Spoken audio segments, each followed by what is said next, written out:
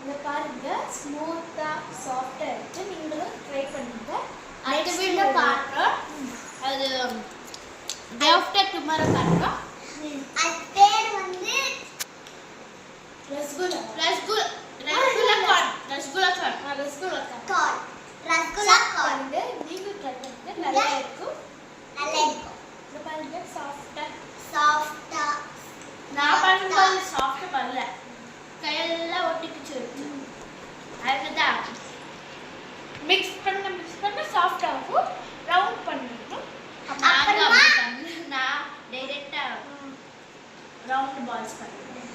ஆமா. அடுத்த video travel அடுத்த வீடியோல காட்டுறோம் எப்படி செய்யணும். Okay. Hi guys. Hi guys. Welcome to